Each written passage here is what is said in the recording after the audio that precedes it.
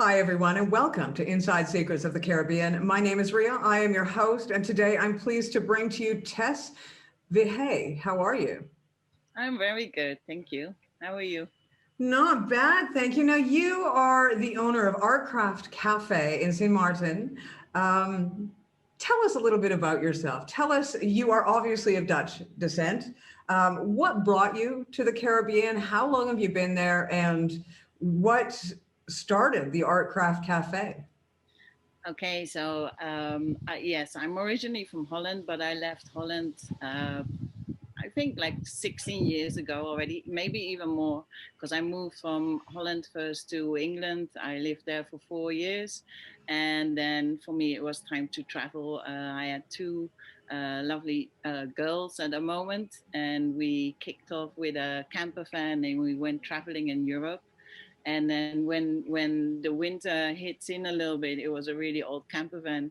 I had to think of, to get to warmer areas to survive the winter. So we went to Egypt, and it made me realize as well, it's nice to travel, but you need to work at a certain time again as well. So when I was studying in Holland, there were a lot of students that went to the Dutch Antilles to do their work experience for their for the school, and I always had a feeling that something like that I would really want to do because we're connected with the Dutch Antilles. So from Egypt, I applied for jobs. I'm an art teacher. I applied for jobs in the Caribbean or on the Dutch Antilles. And Sint Maarten popped out. I did a Skype interview from Egypt, and I went back to Holland, packed my container, went for 3 years. That was the intention, for 3 years, have my contract. And yeah, it got my heart, and I stayed.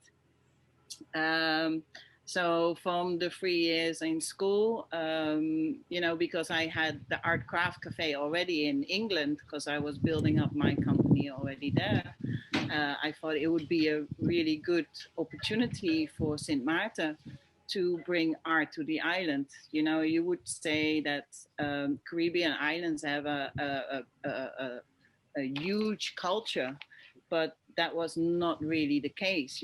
Art is on Sint Maarten is people don't find the how you say it. People don't think that you can make money with art. So you know, it's better to get a real job. So for me, there was a mission to get these the locals into the art, and I started off really small with a couple of students at my home, and then I started to rent a unit in town, and it kept on growing. So at a certain time I took because I'm an artist myself as well, I took the school out of the gallery, and I decided to make a foundation of it, just to reach a larger public, but also to be able to get fundings, into projects and everything. um, so yeah, just right before Irma 2017, I had the gallery downstairs and then the art school upstairs, and then unfortunately Irma came and took my roof, and everything was kaput, broken. Everything was gone. So it was time to to see where I was gonna go, and I decided to reach out to Holland. They were very friendly at the moment to give us some funding, and I relocated, and it was even bigger and better on St. Marta. And it made me realize as well, that not only art is important, but also the environmental awareness. As you know, in on Sint Maarten, there's barely any waste management. It just goes on one big bulk, and that's where it stays basically. So it's only growing. It's another mountain and another mountain and another mountain that's just growing. And especially after Irma, there was so much debris from houses, from, well, I mean, Sint Maarten was completely, there was there was not a lot left anymore. So then I came up with the idea, because there was a funding as well from Holland, um, to start a project. And I started the waste factory Sint Maarten, where for me it was important to have a educational environmental program, specific for the children, because the children are our future, and they can pass it on to their parents, their grandparents, their, because they get that feeling like, I know something that you don't know, and they will pass it on. So we started recycling and reusing all kind of waste products. So it was plastic, glass, styrofoam, um, yeah, basically anything that uh, we could either melt or bring into something different. And those products were for sale in the waste factory. It was a social work program as well, where I had some people from the Basilia Center here on Sint Maarten, which are disabled people, but they were very happy to be with me every day and to help me to, to make products out of waste, basically. And tourists loved it as well. They were amazed when they came in to see what you could make from waste. So yeah, it was a great experience. It was really, I worked, I think, 100 hours a week, but I didn't mind it at all, because it became a real passion for me. Yes, sure. Yeah. Well, they say it's never a job if you love what it is you do. Indeed, indeed. Yeah, yeah. So this was going gangbusters. You had funding, you had a wonderful location, everything was going absolutely amazing for you. And then March of 2020. Yep. What happened to you at that stage? Oh, I get goosebumps still. It was for me the 17th of March, which is just a couple of days ago, was a life changer for me. Um, because the foundation used most of the premises, and with the funding you can't cover the rent. There's no funding that will say, okay, here's some money and you can pay your rent. So and in the beginning there was nothing was clear, and nothing was open in what kind of term, how long it would take. My landlord wanted to help me a little bit, but it was not enough. I was still looking towards an enormous bulk of rent every month. So yeah, I was sitting on my chair and thought, what to do. Am I gonna keep everything but then closed, or but when I put everything on my list, I thought I don't really have any options than to just close my doors and empty the units, and yeah, just sit it out, see what's gonna happen. And yeah, it was horrible. It was really horrible, but not only for me, but also for the people that I was working with, for the children as well. I had 125 children in the art school, and for them to see the art school close, it was really a sad moment. Yeah, yeah, yeah. And then the waste factory, all the people that were volunteering there, and when you feel that you break through, and then you can't break through, you just get squashed and stopped. So that was, yeah, it was a really hard decision, but there was no other choice than to, yeah, stop, basically. Well, looking forward, you obviously still have your passion. You're obviously still an artist. Um, where are you going to go next? Because there's never too late of a time to reinvent yourself. So, how do you see yourself moving forward out of this situation? Yes, indeed. There's always a new opening when you end something, right? So for me, because I was always busy with helping others in a way, helping others to create art, helping others to have environmental awareness, make sure, you know, that people understand the concept.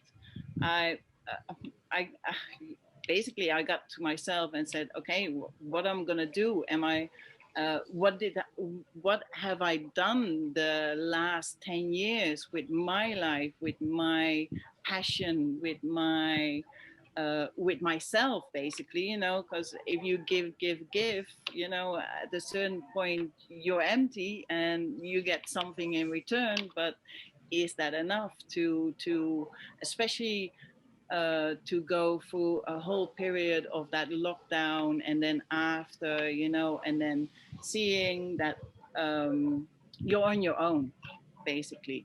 So I had to reinvent myself and put myself on number one. That was for me the most important thing, to think about how am I going to make my money, you know, basic income. And I think for everybody, it's been a challenge to find that in a way. But for me, I reinvented myself. I started to look at my art. Um, there's no tourists on the island, you know, so there's nobody that will come to me. I have to come out in a way. So I've been working on a website, on my own website, which was 14 years. I think it was exactly the same website. You know, I never pushed it to actually to make my own money, because the gallery was the gallery and people came in and I made my sales and it was all automatically, you know, so you don't think about it. But yeah, so I've been working a lot for myself to come out, to to start again with myself, basically. Yeah. Besides that, I opened up a smaller unit with another artist, so it's a collaboration, and you know, it's very quiet. It's very hard. Sometimes there's days that you only talk to yourself, but that's the way it is. That's what is has been, you know, the last year anyway. So trying to keep positive and seeing, you know, seeing the development of my website and seeing where I want to go. I'm very positive. Yeah. I believe it's gonna work. Well, we're going to make sure to provide all of the links to how people can get a hold of you underneath this interview when it does air. Do you think that perhaps you will, in the future, if the opportunity presents itself, do you think that you might consider bringing back the Waste Factory? The Waste Factory. Oh yes, definitely. But probably in a different shape.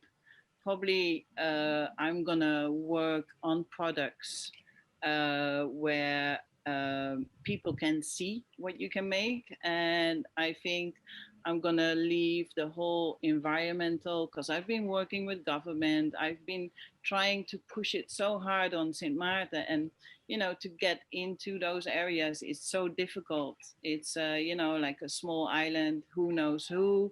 You know, that's the way to get in. It's been a journey for me. So I want to center my energy in a different way. You know, and yeah, I think there's going to be products and people are going to see what you can make. But I think for me, I decided it's the government's duty to solve this problem, not me. Do you think perhaps that you would take the Waste Factory and make it a worldwide school? Oh, that would be awesome. You Because know, now with everybody online and the internet, I mean, there is that possibility, right? I mean, all yeah, you have to do is create a forum online and you could teach the world what to do yeah, with their waste. And the 4 R's, the 5 R's, was it 4 R's five or five hours. R's? 5 hours. Well, I think there are some really good ones already online, but yeah, I think definitely there would be, the passion will be always there, and there will be a way that I'm gonna show, yeah, that waste is not just waste. Is there still information online about the waste factory?